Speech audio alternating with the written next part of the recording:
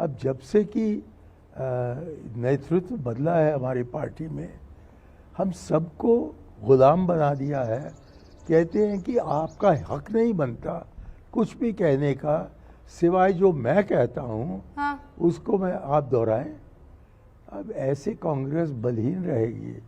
और क्योंकि मैं कांग्रेसिया हूँ, क्योंकि मैं चाहता हूँ कि कांग्रेस जीते, और क्योंकि मैं समझता हूँ कि आपके मित्र जो हैं, जिनके साथ आपने गंगा पर सफर किया, मित्र नहीं सर, वो प्रधानमंत्री हैं। इस देश आप का भी उस लिहाज से तो मेरे सत्यानाश पीएम हुए हैं। बहुत ही जरूरी है। नहीं, आप भी उस लिहाज से मेरे मित्र ही हुए ना सर। और उस काम में मैं अपना योगदान देने को तैयार हूँ। लेकिन यदि आप कहें कि ये इतना बुढ़ा बुजुर्ग है कि क्या जानता है, तो तब मैं क्या कर सकता हूँ सिवाय चीखने का, सिवाय भौंकने का। इतना गुस्सा ठीक नहीं है ना सर कि आप ऐसे ऐसे लफ्जों का इस्तेमाल करें। भाई राहुल, आप बोल रहे हैं कि मुझसे पूछते नहीं है। आपने कोशिश की राहुल गांधी से, कितनी मर्तबा आपने बात की?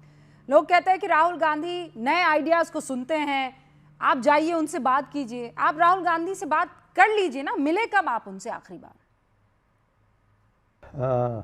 जरा याद करना होगा।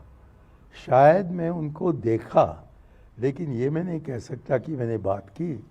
भारत जोड़ो यात्रा में 8 मरतबा, और आखिरी जो उनके साथ मुलाकात नहीं कह सकता हूँ, जबकि वो मेरे आंखों के सामने आए थे, वो था श्रीनगर में, जबकि बर्फ़ पड़ रहा था।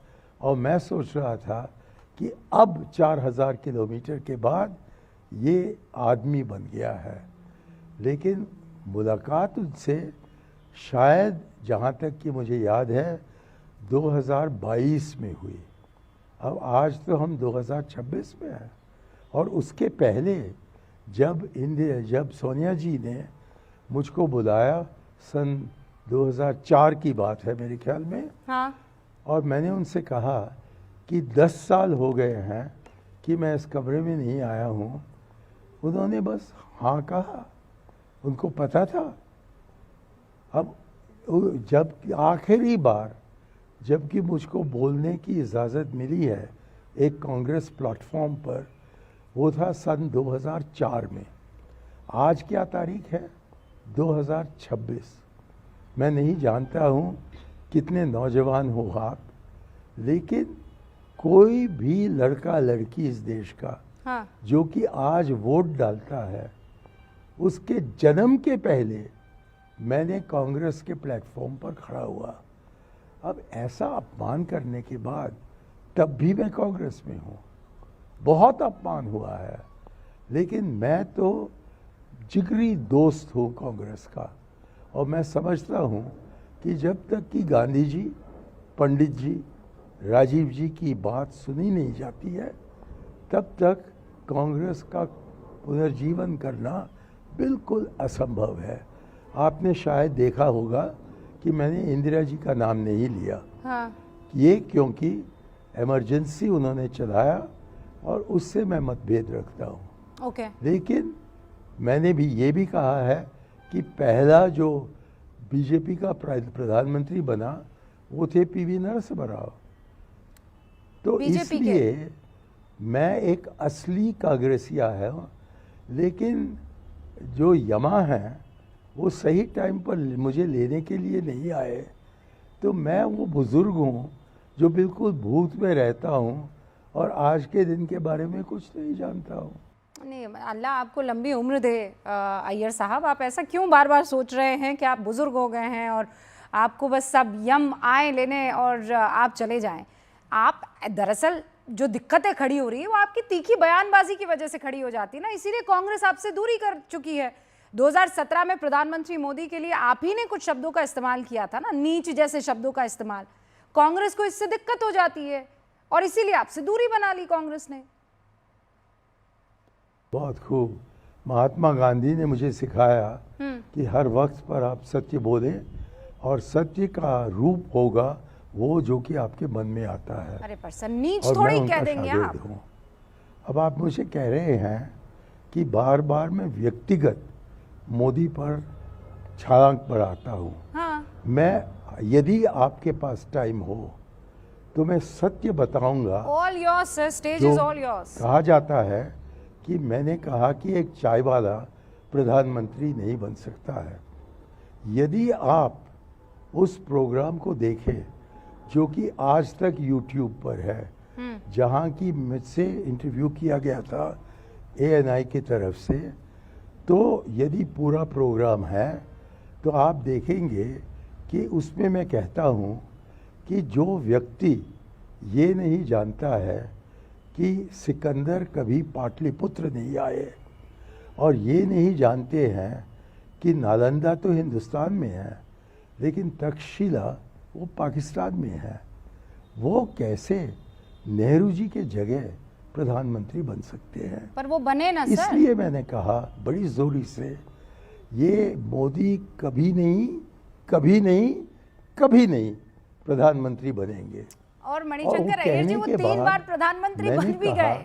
कि हारने के पश्चात यदि वो चाय का वितरण करना चाहेंगे तो हम कुछ इंतजाम यहाँ कर सकते हैं। अब इसको मरोड़ कर उन्होंने, और आप लोगों ने, क्योंकि मीडिया का बहुत बड़ा रोल था इसमें, अच्छा। आप लोगों ने खास तौर पर राजदीप सरदेसाई और बरखा दत्त, जिनको कि मैं अपनी जिगरी दोस्त समझता था, उन्होंने ये गलत फहमी फैलाई। और फिर प्रशांत किशोर मुझे मिलने आए, वो मेरे दोस्त हैं। उन्होंने मुझसे कहा कि आपके बयान को देखकर मुझे पता लग गया कि क्या नारा गूंजना चाहिए, और मैंने ही इसको मरोड़ कर चाय पर चर्चा का प्रोग्राम शुरू किया और मोदी जी का होलोग्राम वहाँ लगाया। अब यदि कांग्रेस को इस पर किसी प्रकार का शक था जो कि उनको प्रकट करना था तो मुझे बुलाते। आज तक किसी ने कांग्रेस में मुझसे इसके बारे में नहीं बताया है, लेकिन वो जाकर क्या कहते हैं, दुनिया भर में कहते हैं कि हम 2014 में हार गए क्योंकि मणिशंकर ने कह दिया कि चाय वाला कभी प्रधानमंत्री नहीं बन सकता है। अरे मैं इतनी शक्तिशाली हूँ क्या कि मोदी को जितवा सकता हूँ। तीसरी चीज़, हाँ 2017 का गुजरात इलेक्शन चल रहा था, हाँ। और मैंने कहा, क्योंकि मोदी जी ने कहा था वो नीच वाला बयान कि ये राहुल के बारे में उन्होंने हाल में ही अंबेडकर भवन का उद्घाटन करवाया था, तो उन्होंने कहा कि ये राहुल गांधी बाबा साहब के बारे में क्या जानते हैं जबकि बाबा भोलेनाथ के पीछे भाग रहे हैं। अब ये सब भी चीज़ है क्या? और इस पर मैंने कहा कि इनमें कोई तहजीब न तमद्दुन है, और कि बड़े नीच किस्म के आदमी हैं। और कैसा मरोड़ा उन्होंने अगले दिन कि ये अय्यर ब्राह्मण हैं और वो कहते हैं कि मैं नीच जाति का हूँ। अब किस प्रकार के झूठ का मैं क्या जवाब दूँ? और हुआ क्या? हाँ। बिना मुझे पूछे मुझको 8 महीने तक सस्पेंड किया। और कांग्रेस ने। सोनिया जी मुझे फ़ोन करती हैं सन 2022 में और मुझसे कहती है कि मुझे नहीं पता था कि आपको सस्पेंड किया गया। मैंने कहा कि आप ही के बेटे ने किया। उसके बाद मैं जाकर उस चिट्ठी को देखा और उसमें मैंने देखा कि लिखा है कि disciplinary action committee has decided to suspend you.